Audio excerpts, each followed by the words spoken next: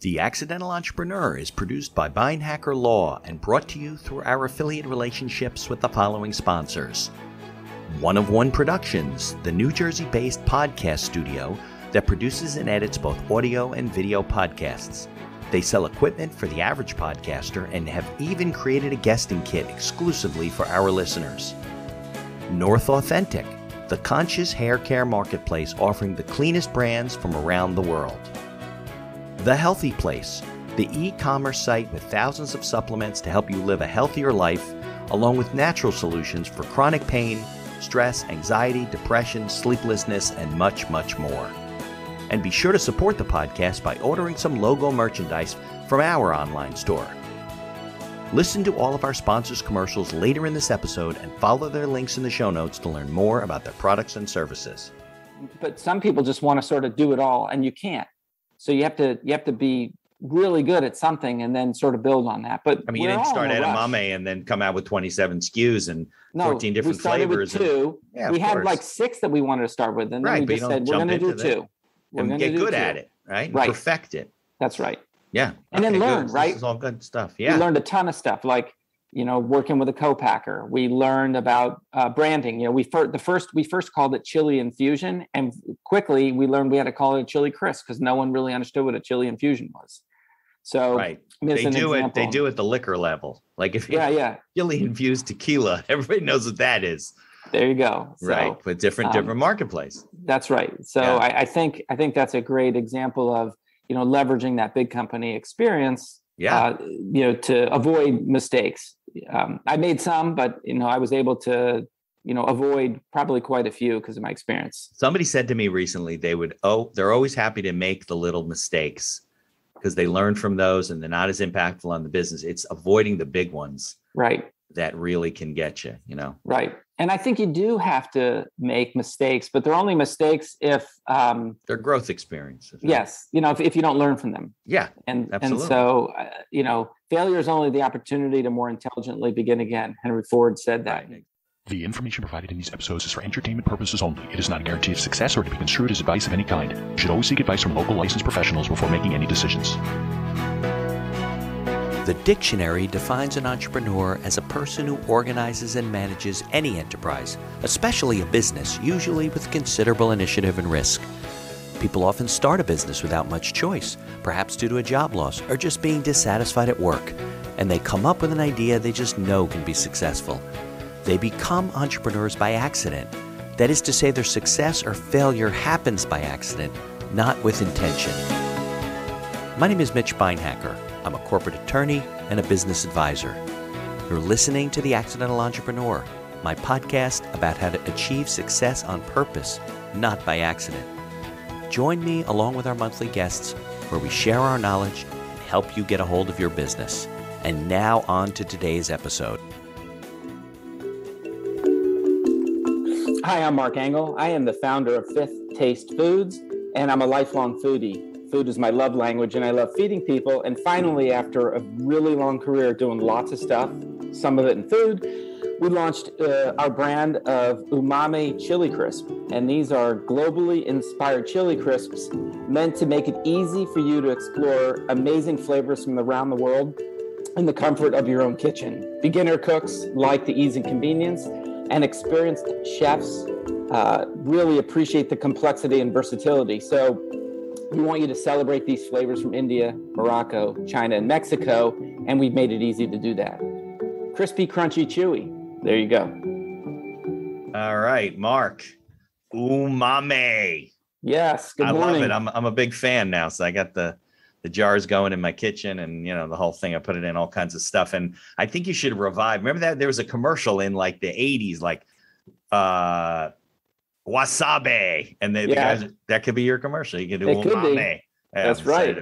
Okay, so we'll get into umami and what it is and the product, all the exciting stuff. But let's go back a little bit. I want to tell your backstory. How you got started, your background in business, and how you kind of work your way in. Because it's a good story as to how you got into doing what you're doing now. Sure. So I've heard some of your podcasts before. Sometimes people go really far back. I don't think I need to go that far back. No, you don't got to go back to the log cabin. No, that's right. But I think there's a relevant starting place, which was when I was a senior in college. I was looking at China thinking, oh my God, 1 billion people. Now this was 1988, so a long, Right.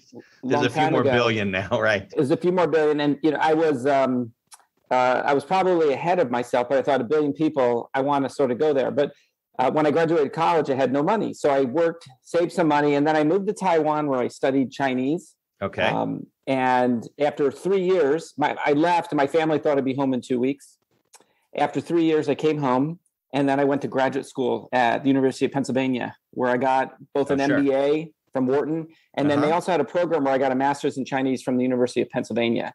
And really, that speaks to my love of foreign places, doing something different and being a pioneer, because there weren't a lot of white Jewish guys from New Jersey living in the small village that I resided in Taiwan. Right. And I really developed a sense of appreciation for other cultures, for how people do things, and then food. Food's my love language. And in China, the Chinese love food as well. It's all about bringing people together in family. And I spent a lot of time going to the night markets, eating at all of the different. So did you learn to speak? What is it? What do they speak of? Mandarin? There. Yeah. So you speak Mandarin fluently? So I speak Mandarin fluently. Wow, and my first 5 words were Niuro, Juro, Jiro, Yu, Cai, which is beef, chicken, pork, fish, and vegetable, because I would go to these restaurants and I'd point to something. And if it wasn't one of those 5 things, I'd be like, I'll pass. I'm moving on. And it turned out like I would say that and it would be tofu. And since it wasn't one of those, tofu wasn't one of my first 5 words. Right, that was your words. Exactly. Or they would misunderstand. They give foreigners the benefit of the doubt when speaking, but so eating was the hardest thing. If you looked at a picture of me, I was like skinny as can be. Yeah, because I you weren't lost a eating fair anything. amount of weight in the beginning. So. Yeah, I'm sure. So anyway, I have this love of food and celebrating other cultures. I spent a lot of time at like tiny restaurants in this village that I lived in, learning what they cooked with. And, that was really where a lot of this began. They like spicy food. How did you end up in such a small Taiwanese village as opposed to like a large city? So that's a great question. Yeah. When I was a senior at the University of Massachusetts. So you said 1988, right? So I'm Correct. still in college at this point. I'm like a junior. Right. Okay. So my senior year in college, last semester, I took Chinese thinking, well, let me at least give it a try. So it was a non-intensive class. I got an A. My professor happened to be from Taiwan, from this small college in this village. And he would come over because they had an exchange program once every 5 years. And this was his once every 5 years. And he said, when you're ready, let me know. So 2 years later, after I saved money, I called him. I said, I'm ready. And he welcomed me into they had a Chinese language center for foreigners. They brought, people came in from around the world. There were Germans, people from Korea.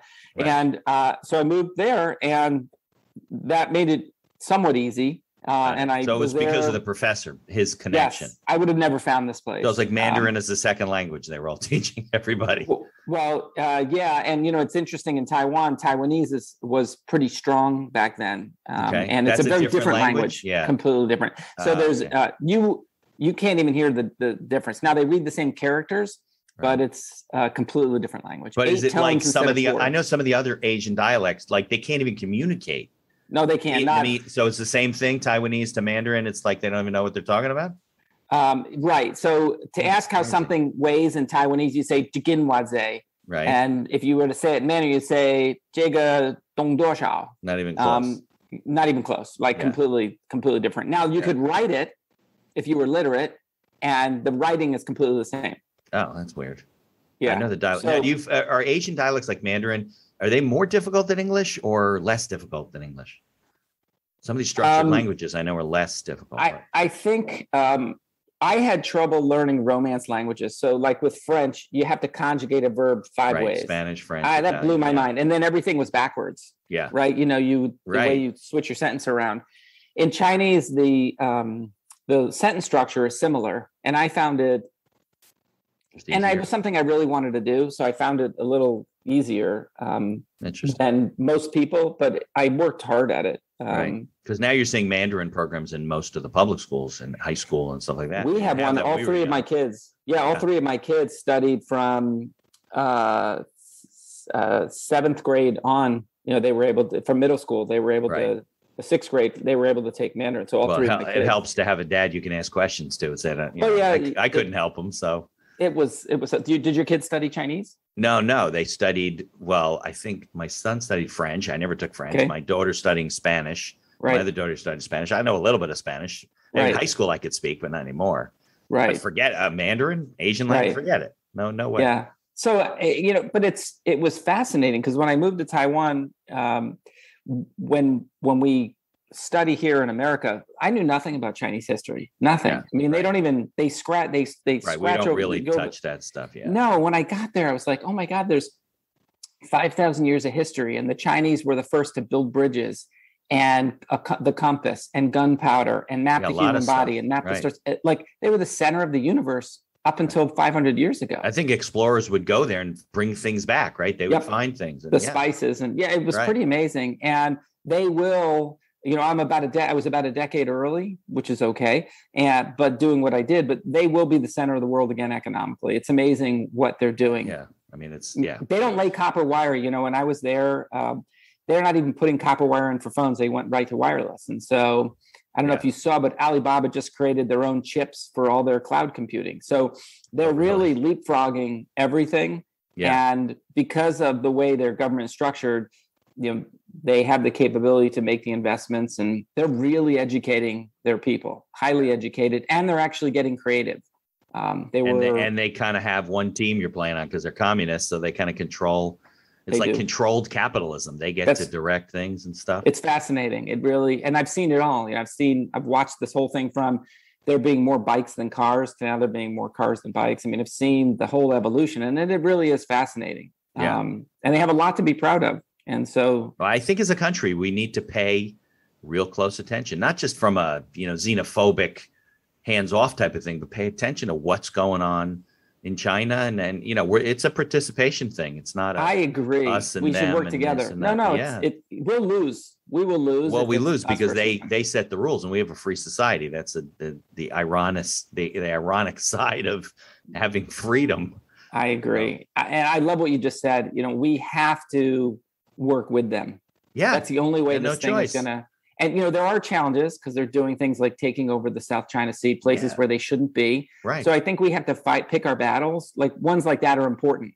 Yeah. Well, I mean, you know how they feel about Taiwan. If you even mention Taiwan as not being part of China, they go nuts. Yes, that's correct. Yeah. And so we have to watch what we say, but I think we have to find a way to, work together because, they're going to things, right? It is the reality. So. Yeah.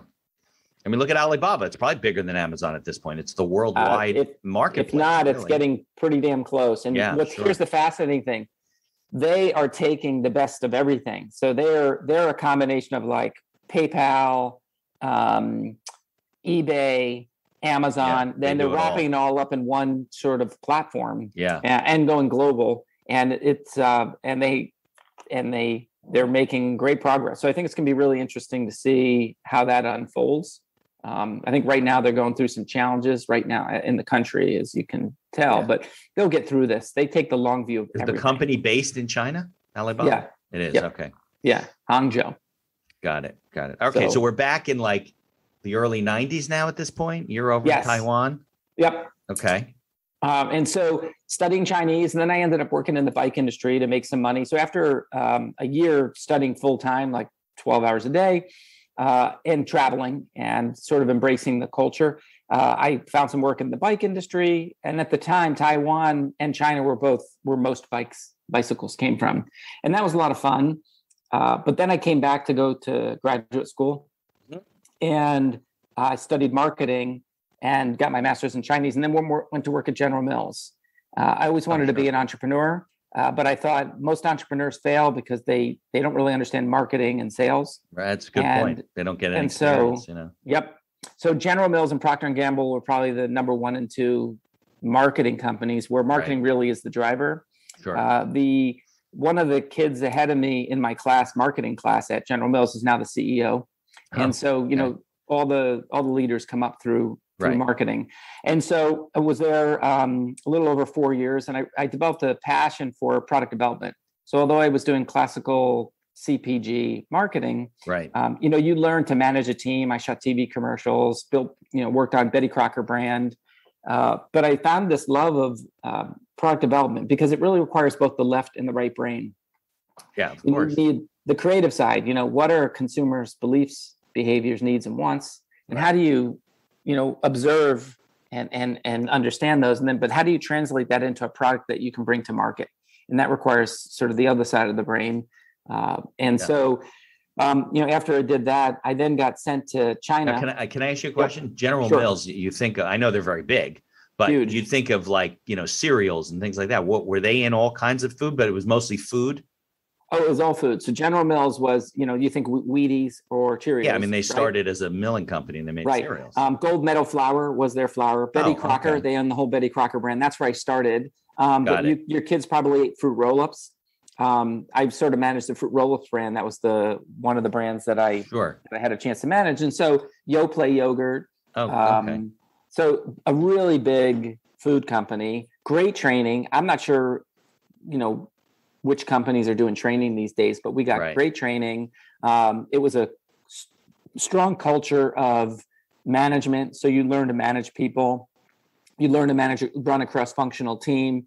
And that really set a foundation for me for, my business skills. And I'm grateful to General Mills for that. They really do a great job training and coaching and giving you the skills. Right. Well, it was a smart move to go out and develop skills as opposed to just saying, I'm going to learn it while I do it. Right. And, a lot of people are doing that, and that's great. But I really have a great appreciation for the skills that I've developed. Right. Well, but there's a very high failure rate, and there's a reason for that. And a lot of it is because maybe they just don't know any better, but, they don't take the time to develop those skills and to use the fundamentals that everyone's using. There's not that many secrets. Right. But you got to follow the fundamentals. That's right. I agree. And it's hard. It's really, really hard. So if you don't have the skills, and then equally important, if you don't have the network or understand how to get things done. So I would say by the time I left General Mills, before I moved on to my next role, it was really about leading a cross-functional team. Mm-hmm. Anything great, and the best work I've done is really through other people. And that's about compromise. It's about collaboration. It's about empathy. And you have to really understand those things. And I started to learn that when I was at General Mills, and then further developed that over time. Now, can you explain for people listening what a cross-functional team is for people listening? Sure. So let's take fruit roll-ups, for example, because that's a common product. So as I was running the business, I had to do things like forecasts. The salespeople and manufacturing want to know how much we were going to make. If I wanted to launch a new product. So I launched the first fruit roll-up with 2 flavors and 2 colors. Okay. 20 years later, it doesn't sound that sort of exciting, but back then, it hadn't been done. Right. And in order to do that, you had to get feedback from the consumers. So you had to have your market research get on board and understand what you were doing. Then you had to have someone in operations participate in this, right? Well, how do you make something with 2 flavors and 2 colors, right? There's an operational component to it, right? Then sales had to be involved. Can we sell something like this? Is it really that interesting? And then your finance people, well, what's it going to cost us? What kind of new equipment do we need? So when I say cross-functional team, it's how do you get all these people on the same page in the boat, departments, rowing in the same way. Now, the people in operations, here's a key learning for me. When we made the 2-color, 2-flavor product, it created extra waste. And without going into the complexities of operation, but in order to do this in the manufacturing process. Yes. So in order to do that, the first type that we made had a little bit extra waste. Well, guess what? The people in operations are evaluated on how little waste they make. I'm sure, because if you and I are making fruit roll-ups out of our garage, it's not that big of a deal. But if you're making millions of units, it's huge. Like half a penny is huge. And so they basically put the kibosh on this product that was the number 1 scoring idea in years. Now, you didn't develop it, right? It came out of an R&D department or did you? Well, no. So I developed the concept, tested. So I wrote up a concept. Okay. We didn't have a physical product yet. And people said, I would love that. 2 flavors, 2 colors. And you could play this kind of games with it. Okay. So it scored really high. So the problem was you couldn't manufacture it. Like the team rejected it because it would create waste, which was against how they were compensated. And you don't mess with their comp. Yeah, right. You don't mess with their comp. Right. And so this was one of my key lessons learned at General Mills. So the interesting thing is, how could we had to figure out how to change the product that didn't compromise the concept that we tested with customers, with kids and moms, yet had no waste. Right. And so we were able to do that. But this is an example of having to have empathy and understand, like, it's things you don't think of because you're not the operations guy. You're like, I remember I worked for Nabisco one summer. I was interning in high school, I guess. And I worked in the salvage department. Their job was to salvage. Right. And it wasn't just product. It was, they closed down an office, packaging, office furniture, whatever it was. All this stuff would get sent to this department. Right. And their job was to get as much money out of it as they could. Right. And you can imagine. So here I am, the brand manager for Fruit Roll-Ups. By the way, my comp too is related to this as well, because part of my compensation was based on the profitability of the company. Right. So if there's 200 brand managers, we all needed to be thinking about what was happening in operations. So, when you're young, you don't think about it, but this is why cross-functional teams are really important. And I want to point to, there's a point of distinction. What I've learned is there's cross-functional teams within a large company. So as you can think about all the functions and working together to bring something to market, but also later in life, as I was leading teams, there's this idea of collaboration with others. So, we pioneered, for example, just to complement this, we pioneered work in creating playgrounds for children with special needs. Okay. And so in order to do that, I was working at Little Tikes, and we made the commercial playgrounds you see at parks and schools and at McDonald's. Well, in order to do that, we were a playground manufacturer. We didn't know anything about children with special needs. Like, what were their challenges, their physical challenges, or they're just making it for the general population, for kids. Correct. Or their cognitive challenges. But I reached out to our St. Louis Children's Hospital to speak to therapists to find out what cognitive challenges kids have, what physical challenges kids have. And we documented all this. And then, so they were a partner. Then we worked with a group called the Special School District of St. Louis, who educated the most severe kids, so kids in wheelchairs. And we built playgrounds there.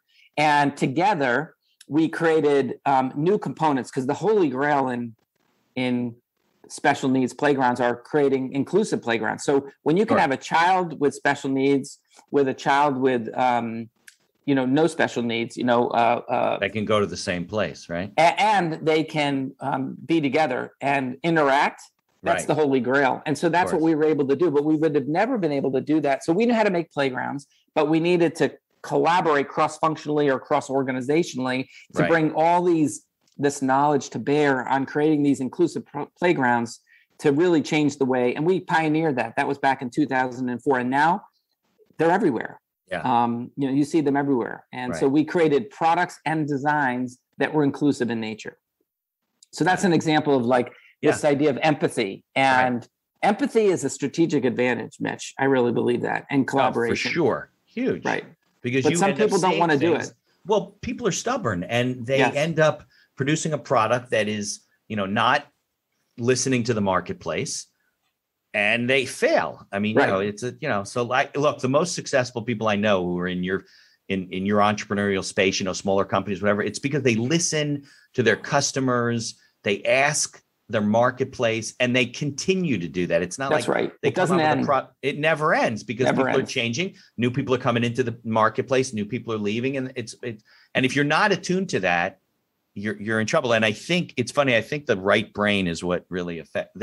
A lot of entrepreneurs are very creative. I'm creative too. You like to do all the shiny things and the new this and new that and the packaging and check, but you're not doing the fundamentals you need to do to make sure that what you're doing is not a totally waste of time. Going in the wrong direction. So, but your corporate experience is so valuable for that, because it's a different skill set, right? A lot of entrepreneurs start small companies. They have a lot of trouble scaling, become a large company, because it's a totally different skill. And then they need to go out and hire a CEO.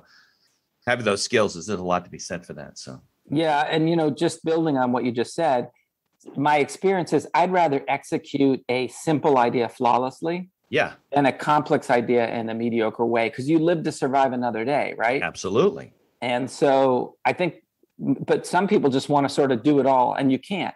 So you have to be really good at something and then sort of build on that. But I mean, you didn't start at Umami and then come out with 27 SKUs and 14 different flavors. With two.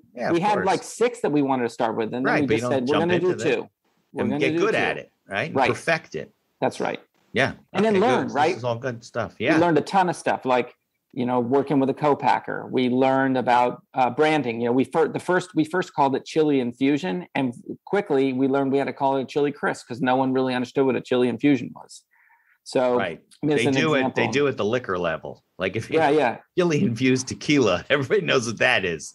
There you go. So, right. But different marketplace. That's right. So I think that's a great example of, leveraging that big company experience, to avoid mistakes.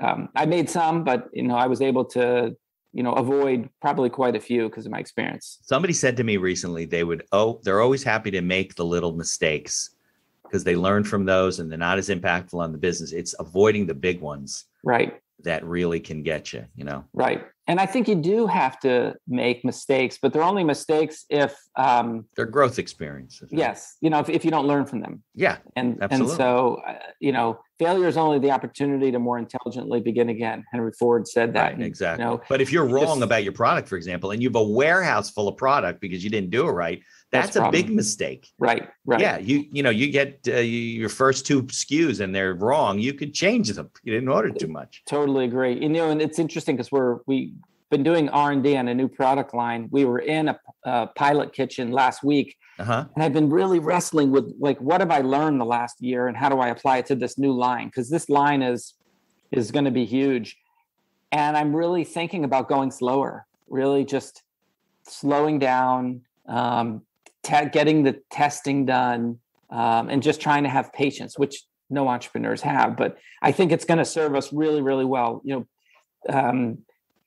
just being slower. So I'm really trying to embrace that. Yeah, I think that's a learned skill. I think if you do that more, you get comfortable with it and you start doing things the right way and you see things that happen. Sometimes you're going so fast, you don't see. Yeah, I can't afford that. In the wrong direction. I'm funding this myself. Can't. Most people can't. Even if you have funders, they're not. Right. Yeah. They don't have no patience. You better be very careful. Right. That's even worse. Right. Right. I have to answer to my wife.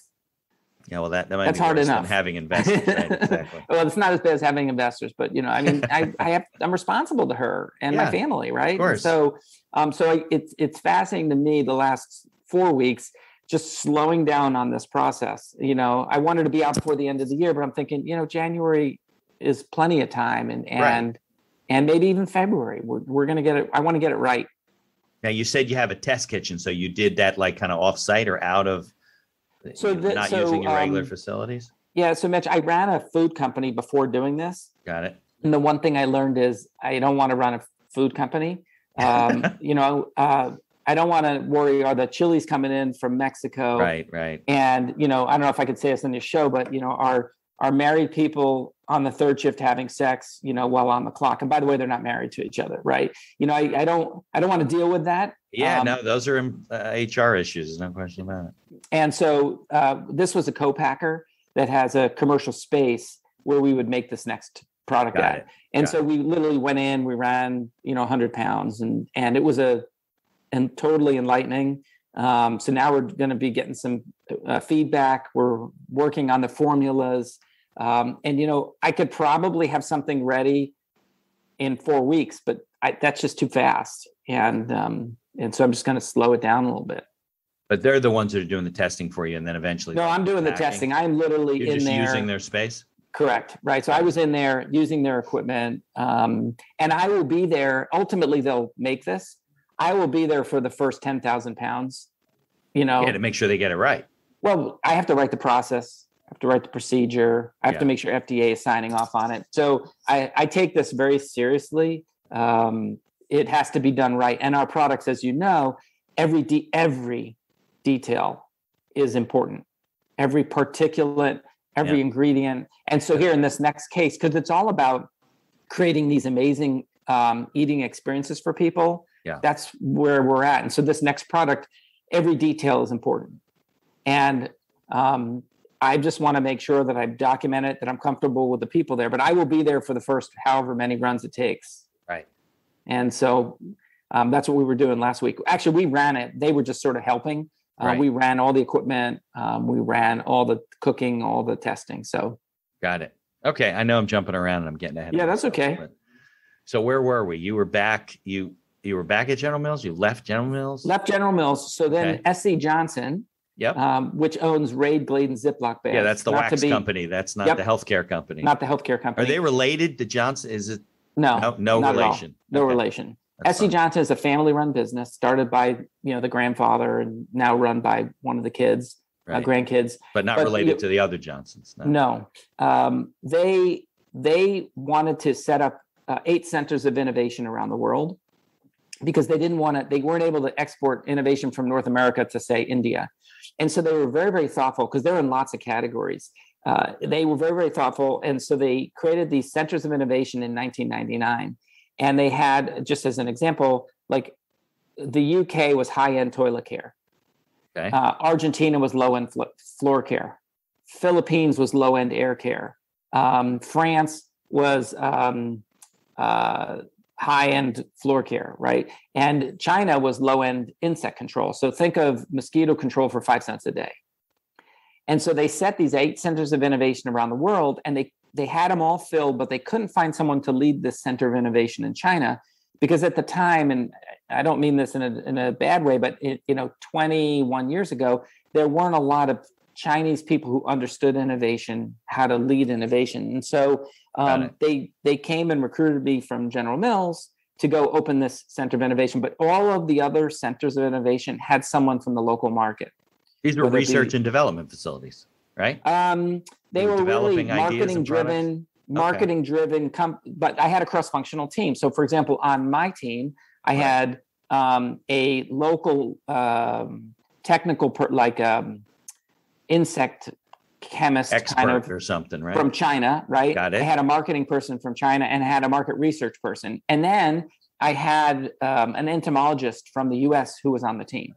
Ah, okay.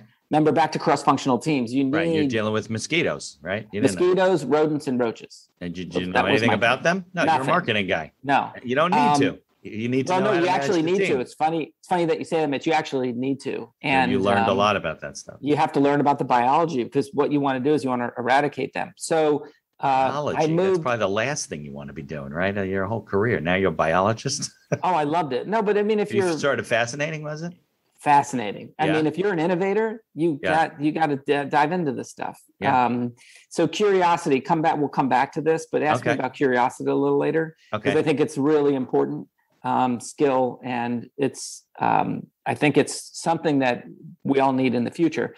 Right. So anyway, I'm in China, set up the Center of Innovation. And the cool thing was we did a kickoff with all 7 other leaders at headquarters in Racine, Wisconsin. So I got to meet them all. We all got to share. They didn't tell us how to do our jobs.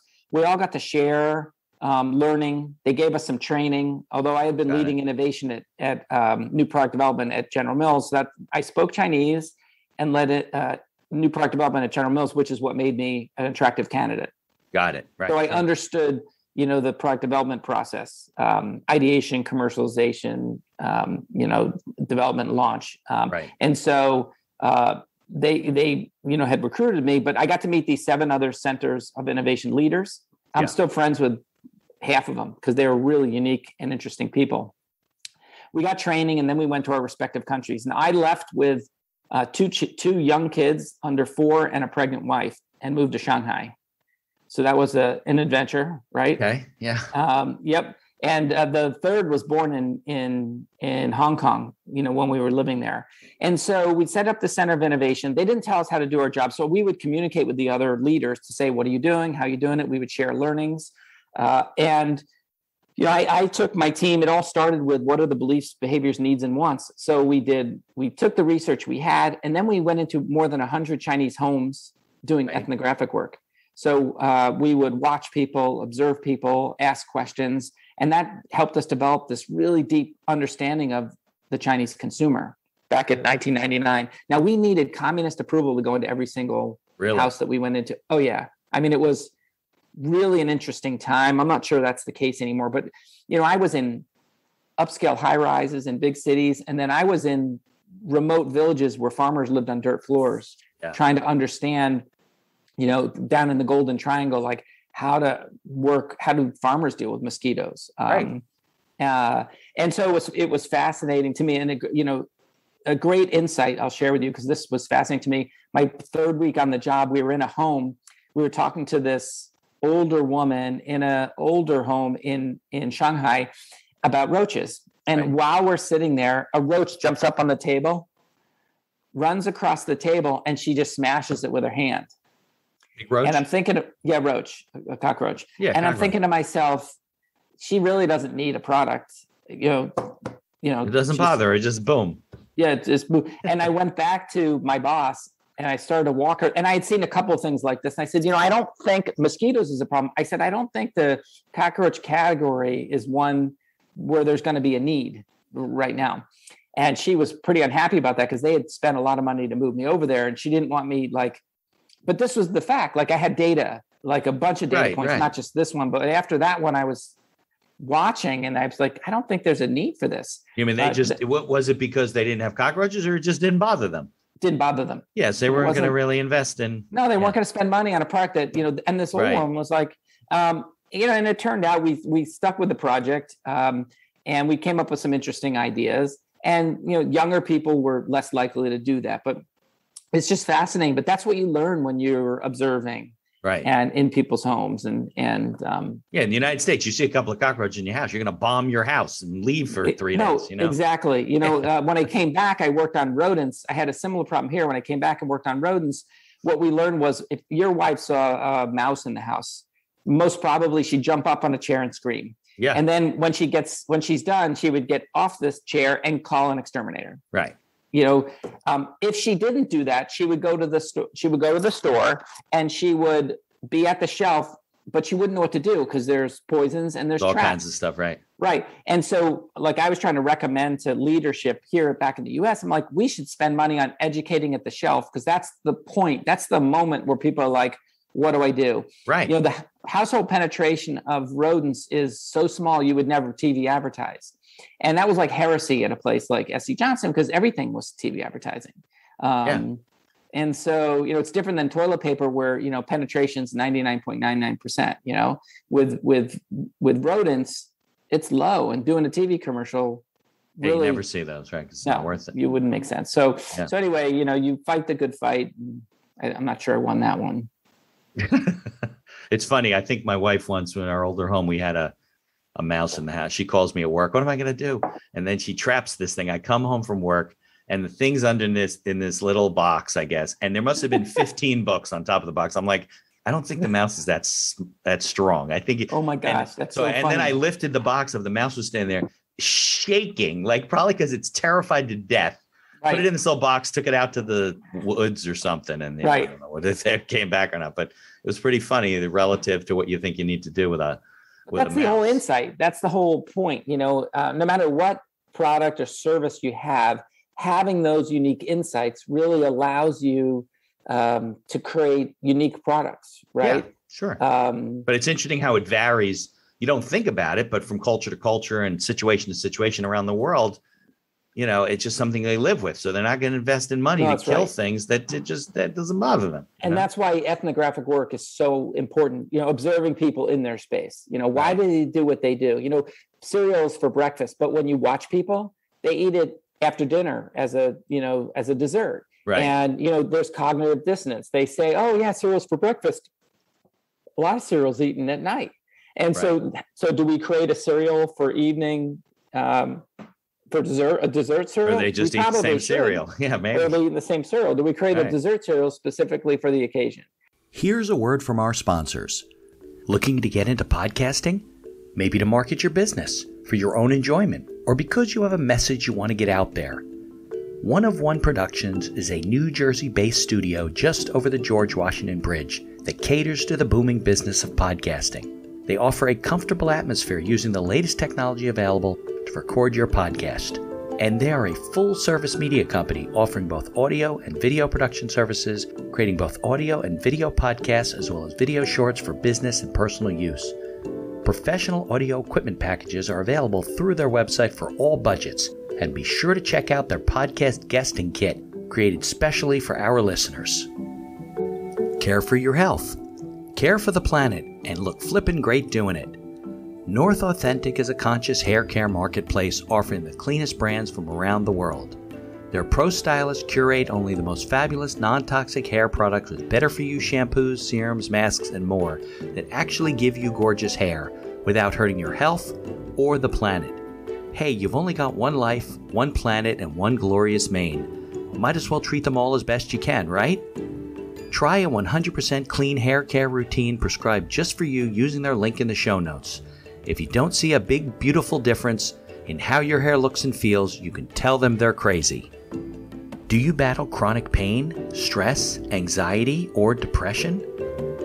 Well, if you take any supplements or you're interested in natural alternatives, you need to know about findyourhealthyplace.com. Find Your Healthy Place has thousands of supplements to help you live a better quality of life, as well as natural solutions for chronic pain, stress, anxiety, depression, sleeplessness, and much, much more. Need guidance? Use their live chat feature and talk to a wellness consultant right on their website. And be sure to use our coupon code TAE Podcast for all your purchases to get the best prices at findyourhealthyplace.com. Follow their links in the show notes to learn more about all of our sponsors. And now back to our show. So it's fascinating. And then when we went back in China and when we started to develop prototypes in product development, you prototype for form. Okay. What does it look like and function? Like, how does it work? Right. And, we did that and we learned a ton, what was acceptable and not acceptable. With the one child policy, they wanted to make sure that there were no chemicals around for kids to hurt themselves with. Yeah, right. Right. Burn themselves. And so, you wouldn't learn that unless you're in the house giving them something that, they can react to. And so we did more work, around prototyping with form and function. And, that's part of the development process, right? And again, curiosity, I think, is the key, to being successful and being willing, I think it's I think if you're genuinely curious about what you're doing, I think it helps you avoid a lot of problems. I think you end up seeing things, discovering things, as opposed to being nervous. Right. And just worried all the time. Right. But, Mitch, it's our greatest strengths are oftentimes our greatest weaknesses. That's the irony of life, right? And curiosity I've gotten my ass kicked. Have you? Totally. Well, I want to know everything. And I'll give you a great example. When my entomologist from the States was in China, we were out after a day of doing ethnographic work, and I was asking him about the biology of a rodent. Okay. And because rodents, for example, they travel along the walls because their hairs tell them where they are, and they memorize these complex limbic movements. It's like 25 steps to this corner, and then I make a right, and they memorize this stuff. And I'm asking this entomologist all these questions, and finally, we're in a street market late at night, and he looked at me and goes, "Why do you want to know all this stuff? Like, I'm going to be an entomologist." And I said, "Jim," I said, "I'm just curious." I said, "You're telling me, for example, that the hair lets them navigate." I said, what if we were able to get nair all over their body and they lost their hair? Would they be lost, going where the hell do I go? Right? I don't know how to navigate because I have no hair. Maybe that's a way it's more of, I'm not trying to do your job. I'm trying to understand so we can create new ways to, manage this pest problem. Yeah. And when I explained that to him, he had this kind of sense of relief. We're still friends, right? But he said, "I've never had a marketing person ask me the questions that you have." And so it gets you in trouble. It's gotten there. You made progress. I did, but I wouldn't be where I am today. Yeah. But if it wasn't for curiosity, but there's a balance, right? In big companies, people, they don't always want to share, and that's part of the problem, right? Yeah, sure. I think. Yeah, but you pointed it out earlier. It's really about collaboration, and you can't have enough eyes trying to solve today's problems. They're way too complicated. Right. And you really need diversity of thinking. If you and I worked on a project, your lens is so different than mine. I'm sure that it would be absolutely complementary to what I'm doing. Of course, because no doubt, totally different than you. We have totally different experiences in life. Exactly. I think great stuff would come out of it. Yeah, that's what you ultimately want, but you can't always do that. So, how long were you at SC Johnson? So I was there about 2 years. Oh, only 2 years. And then all of a sudden, a new president of Asia came in and said, "Asia for Asians," which is unfortunate because I had uprooted my whole family, and then we got sent back to Racine, Wisconsin. I was they threw you out. Go back home. Yeah. Well, it was expensive to have us on the ground there. I mean, we had a house in Shanghai with the driver. That's nice. It was nice for 2 years, right? Oh my God. It was like the life. I mean, it was so much fun. And it was such a dynamic time in Shanghai at the time. We put 2 of the kids in Chinese schools. They were the only white kids. So they didn't go to one of these international schools? They went. Well, no, they were like 4 and 2, but I wanted them to get Chinese language. Yeah. And I have this crazy video on the last day of school of my son, who was 4 at the time, having a conversation in Chinese with the teacher. It's hysterical. He's lost a bunch of it. He's 24. Yeah, but he studied Chinese in college, and so his Chinese is pretty good now. But he lost what he had. Well, because when you're, they say under 5, right? You don't really remember much of anything. Yeah. But hysterical. I mean, I have it on video. It is the funniest. It is funny. She's asking him a question. He's like, "I'm getting on a plane." In Chinese, he goes, "I'm getting on a plane and going back to America." And she's like, "You're going to America? You're going to miss me?" He's like, "No." I mean, it's really funny. It's a funny video. So it's good to give that kid the experience. Yeah. Well, now he can see that again because he doesn't remember it. That's right. Yeah. All right. So they threw you back to the United States. You landed in Racine. Right. That's Wisconsin, right? You said that's Wisconsin. Yes. Yeah. For the palm trees and the coconuts. That's why you went to Wisconsin. Exactly. We were right on Lake Michigan, which was pretty cool. Yeah. And, we were there a year, but our family, my wife's family is from St. Louis. Uh-huh. And so, the goal was really to get back here. But as I was looking, since I knew I was coming back and with the kids, we wanted to be near family. People here in St. Louis, when I was looking for jobs from Shanghai, they're like, well, when you get back to the country, let us know.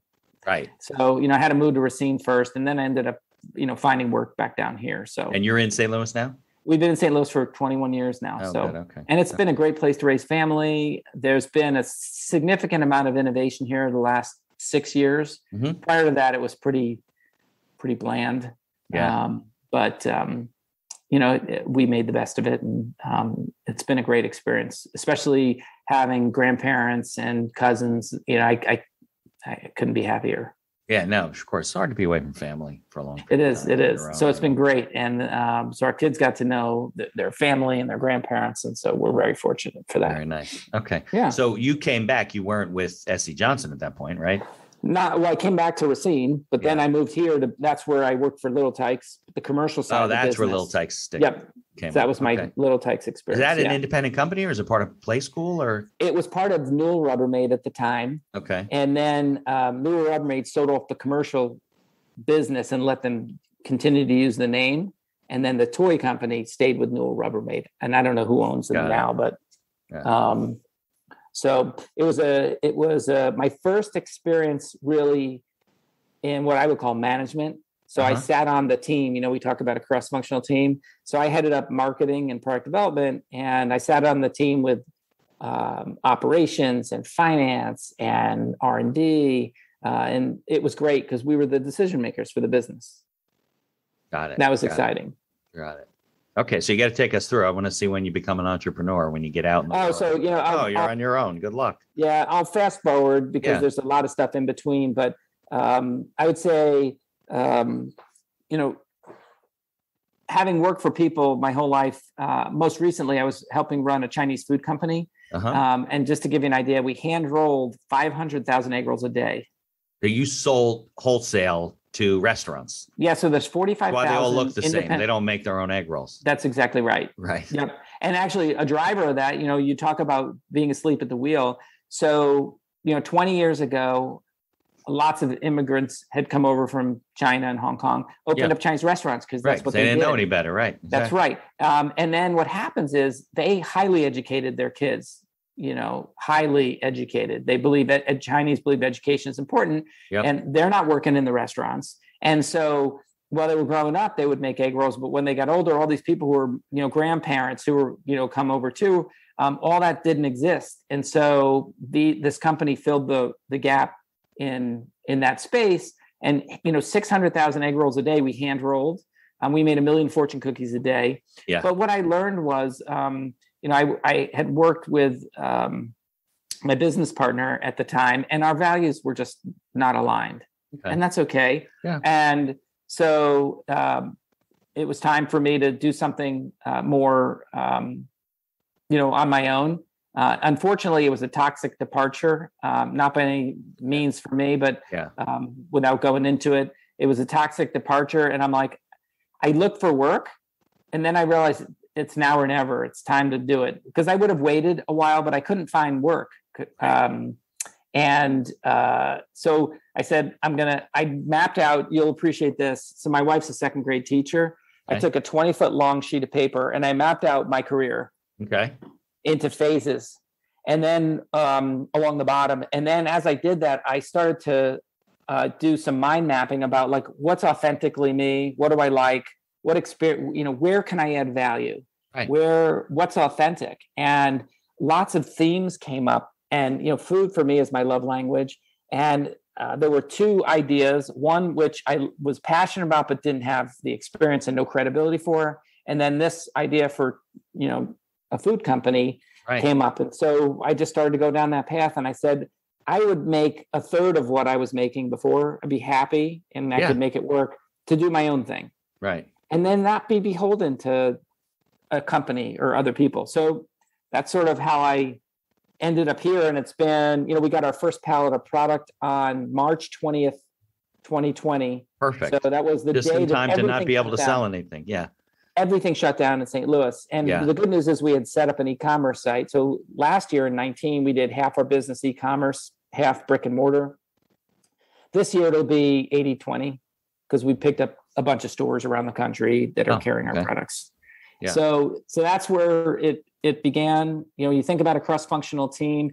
When I started, I hired a chef.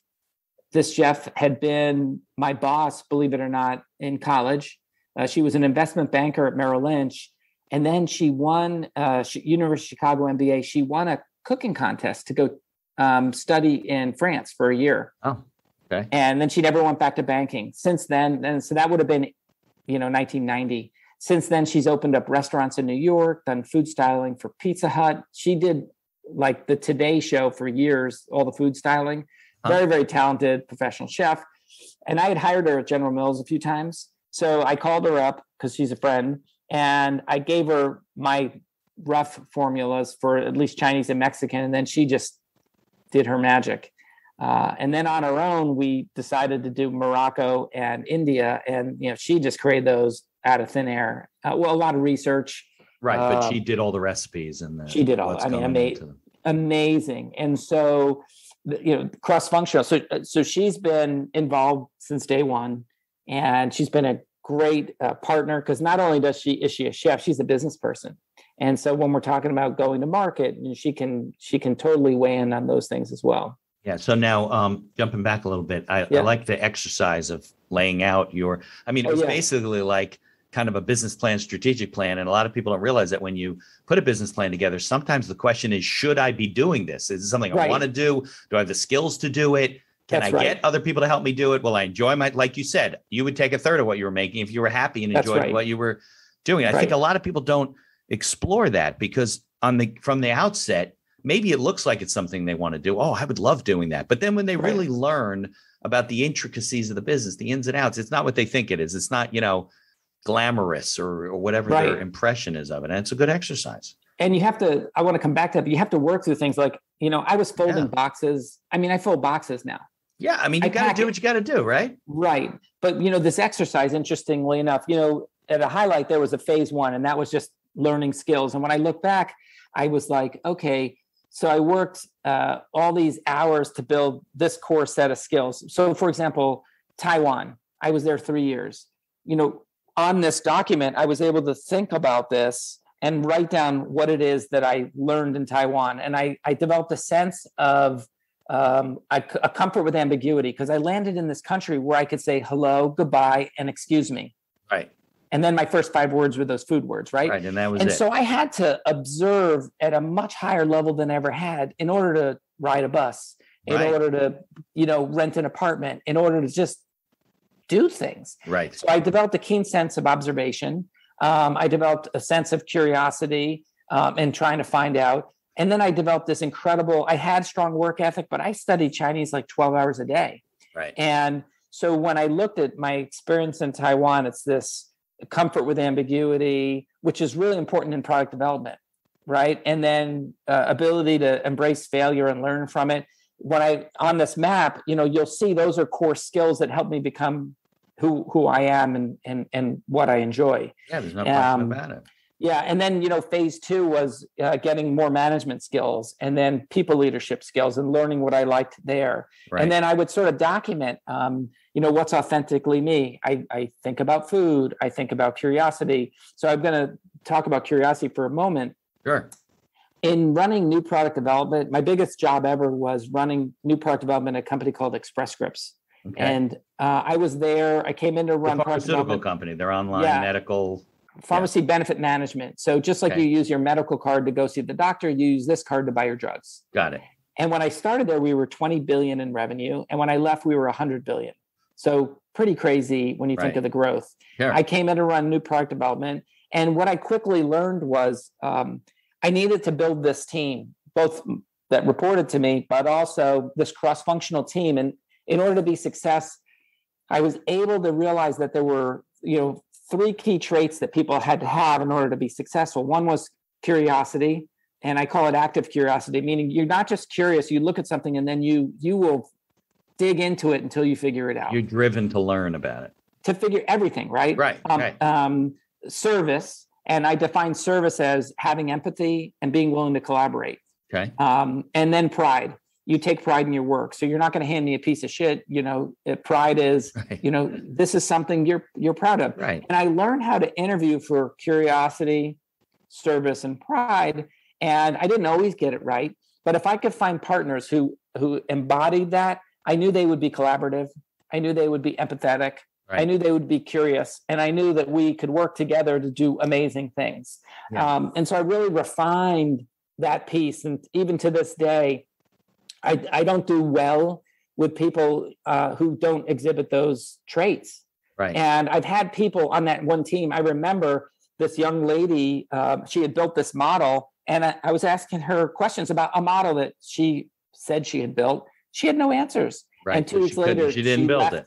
No, well, who knows where it came from, or she didn't understand it. 2 weeks later, she left and found another job because my questions were too intense for her, and they weren't meant to be mean or derogatory. Right. I just wanted to understand, because I would have had to go and explain her model to my boss. And if I didn't understand it, and then challenge her to make it better, and I did it in a very respectful way, but some people they're not wired like that. Yeah, well, I think that's okay. That it's a huge shortcoming of people. People are generally, entrepreneurs, really bad at evaluating potential employees and partners and people that they're bringing into the business. And I think I had I think he's a neuroscientist or whatever on my podcast, and he wrote a book called Never Go With Your Gut. And he did a study, and he's done a lot of studies on the fact that generally when we don't have a process that we use to evaluate things, ultimately you're going to go with what you feel good about, but you have a baseline process that you use to evaluate these people because it fits with, and you have a process. So therefore your chances of failure or picking the wrong people, like you said, it's not that you always get it right, but your chances are much higher of getting the right people. Most people don't do that. They don't use a process and stick with their metrics. And they pick the wrong people, and they end up in business with people, with the employees who are maybe good people, but they're either in the wrong position or they shouldn't even be with the company. Right. And there's a lot to be said for, the skills. I wanted to make a point too. There's 2 kinds of entrepreneurs in my mind. There's a general entrepreneur like you, and there's specific entrepreneurs, people that have figured out one business, one type of business, one way to do business, and they can't make the jump. So either that business changes and the industry changes and they have to pivot, or they sell the company and they want to start something new and they just can't do it. You and a lot of people that I've interviewed can be successful in almost anything that you seek out to do, because first of all, you'll weed out the ones that you won't be successful in. And the other ones, you have the skills to make these things happen. And those are the ones that are really successful in business and almost any kind of business, really. Right. No, I would agree. And, we're living in a world today which is changing so fast. I mean, very COVID, fast, we don't even understand the impact COVID's going to have on things. We really don't. I mean, we jumped to what, 10 or 15 years in the way we do business all over the world already. Totally agree. And we can't understand the implications of that. But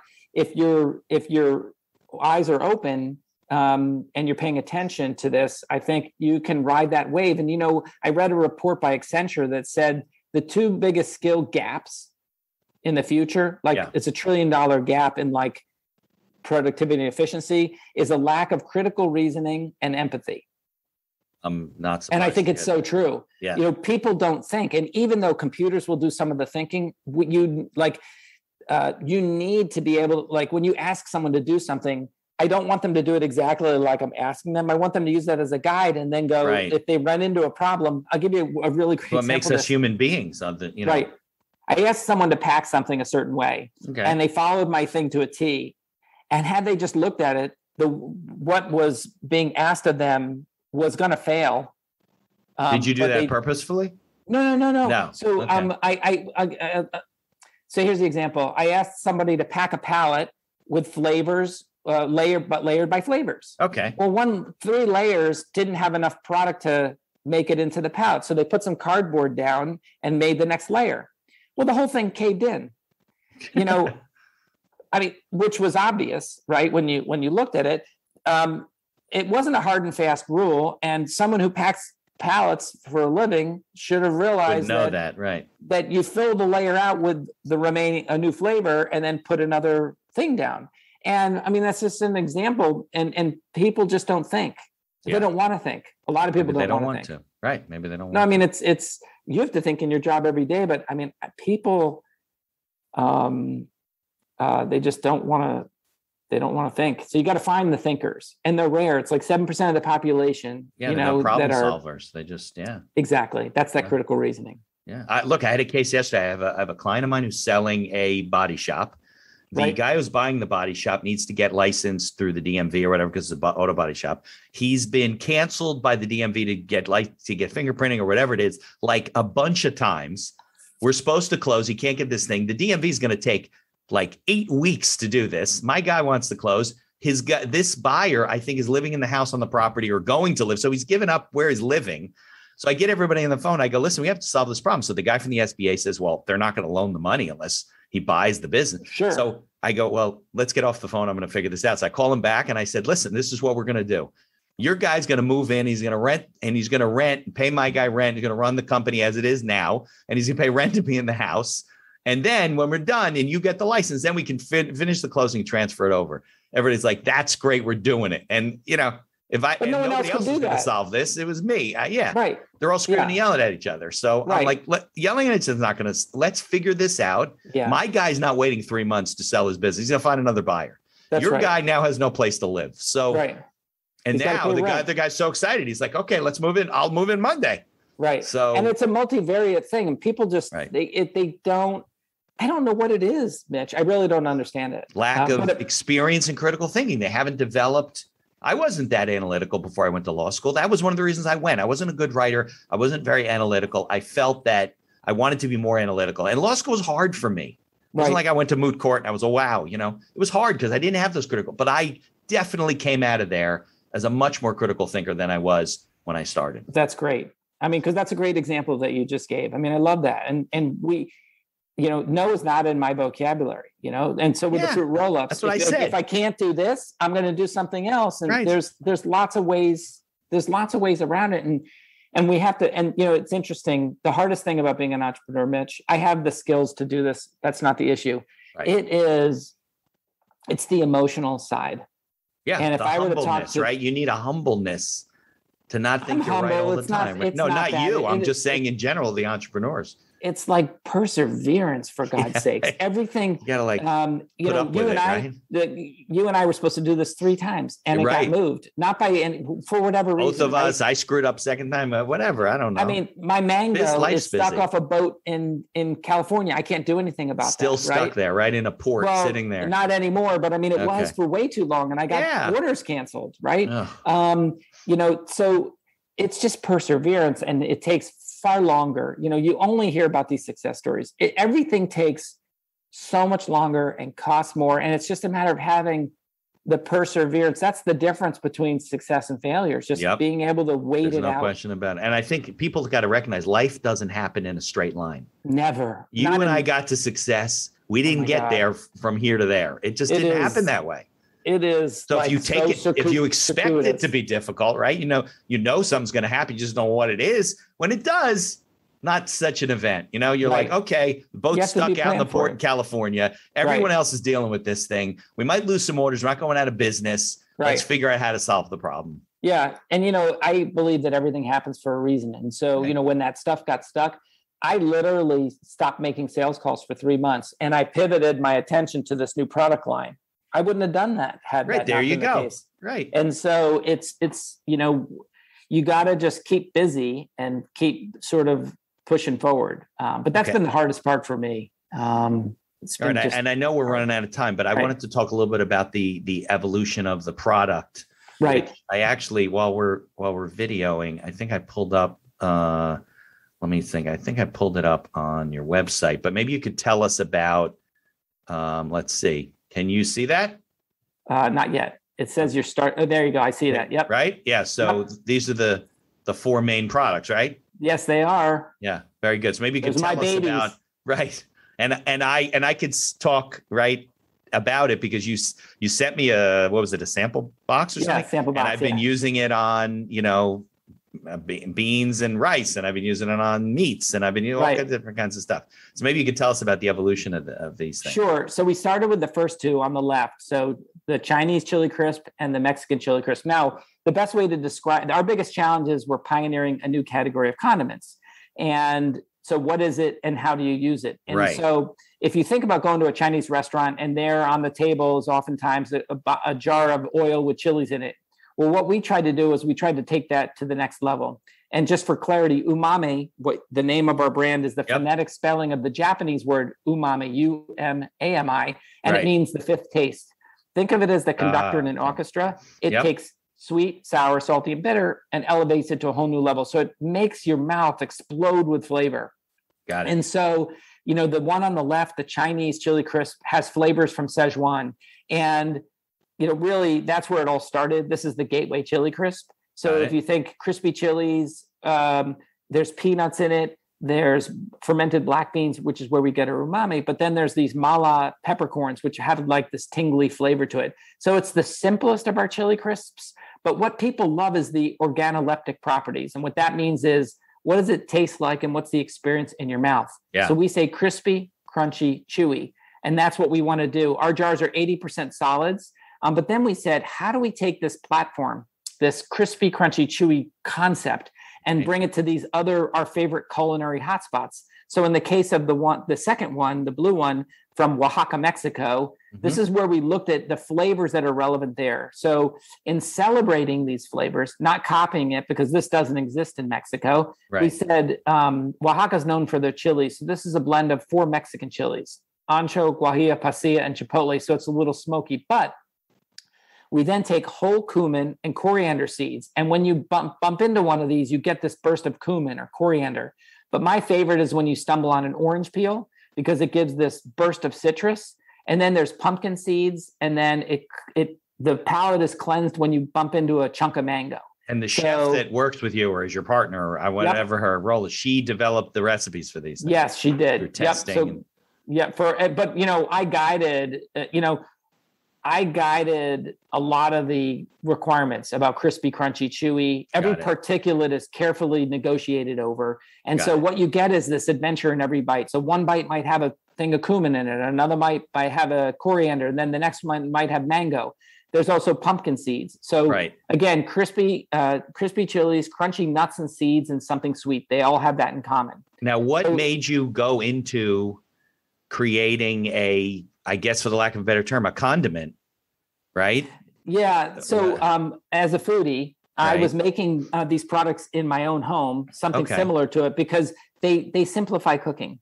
So instead of having to make a mole flavored sauce each time, there's 18 different ingredients in each of these.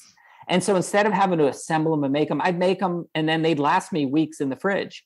And I did all the cooking in my family. I could easily whip up amazing fried rice or an amazing, chili relleno, with quinoa. So you were doing this really in your own world. Right. For Chinese and Mexican. And then, we said, well, how do we bring these amazing flavors, from these other places, from around the world to these other countries. And, this is where, Morocco and India are really fascinating. So if you've never been to the Medina and Fez, the Moroccan one all the way to the right, this is my favorite right now. I mean, it's got Berber spices, it's got chilies, but then it's got a hint of cinnamon and nutmeg. I mean, it is an almonds. Figs are big in that part of the world, right? They are. And, and it's a little bit more rustic and bigger pieces, which is a nod to the nomadic lifestyle of the Berbers. I mean, it is very authentic tasting because the flavors are authentic. Yeah. But, you take a tablespoon of that and put it on top of couscous and you're in a new place, or put it on top of roasted vegetables. Yeah, they're all great stuff. And they're all different. They all have a little bit of a different flavor different, and how they affect the foods. And let me, while you're talking. They're all about an explosion of spicy umami. Yeah. And they're all about, and you only need a little bit, and they're all about crispy chilies, crunchy nuts and seeds, and something sweet. So it's this textural thing that I've learned a little bit goes a long way. I've learned that. A little goes a long way. And, on top of avocado toast, they're all great. Or you can mix them all with mayonnaise for like a chicken salad, or on top of a burger, Right. You have a favorite use that you like, Mitch? Yeah, I make this like rice and beans dish with avocado and tomatoes and sometimes grilled chicken, whatever.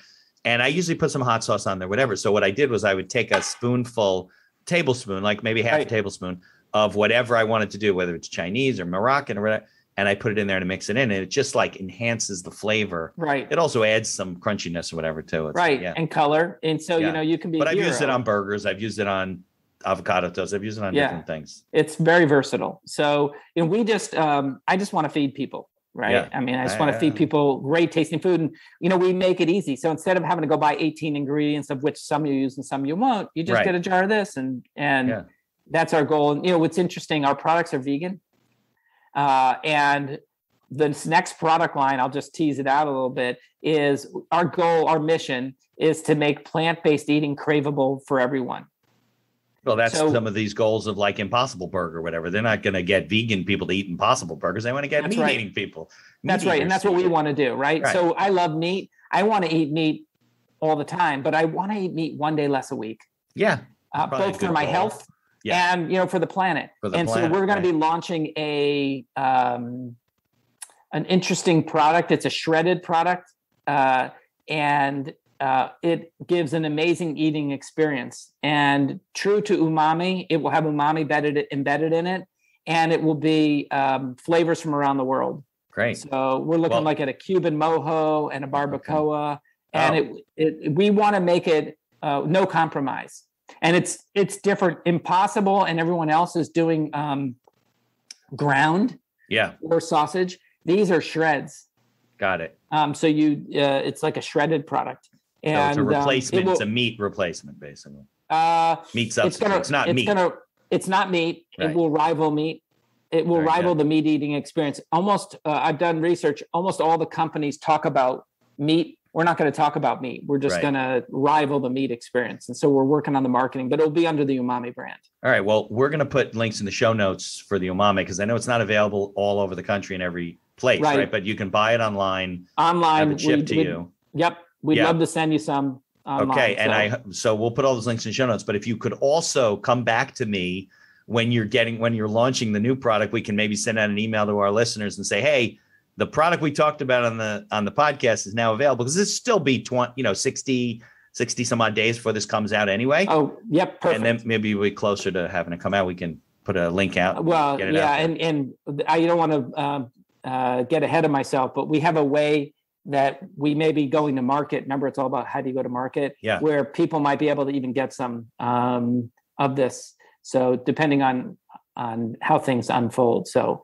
so when this comes out, it may be available, right? It may be available via e-commerce, right? Possibly. Yes. So, all right, Mitch, I'm so glad that we've got to connect. Yeah, I really definitely. Appreciate I love your story. I love your product. I love flavorful, things. And my daughter, who's a big foodie, she loves the stuff too. And she's now in college. She's taking it with her. So awesome. It's all great stuff. So and they make great gifts for the holidays. So yeah, perfect. And do you still have that sampler pack, right? So you can order it. Yep. You get 4 of them in a box, and We do. And I just launched an adventure pack, which is a case, and it's much more affordable to buy a case, and then so you can give it out as holiday gifts. So we just launched that 2 days ago. We've already seen a bunch of sales for them. So perfect. We make it easy. So thank you so much. Thank you, Mark. Have a great weekend. All right. Be well. If you like the podcast, please tell others about us. You can find us on Apple Podcasts, on Google Podcasts, on Amazon Music, and many of the other podcast directories. If you like what you hear, please leave us a 5-star review and feel free to share our episodes on social media. If you have any questions or comments, ideas for the show, or you'd even like to appear as a guest, reach out to us by email at info@beinhackerlaw.com. The Accidental Entrepreneur is hosted and produced by me, Mitch Beinhacker. If you'd like more information about my legal services, you can find me on social media or visit my website at beinhackerlaw.com. Thanks for listening, and be sure to subscribe to our feed to be notified of all future episodes.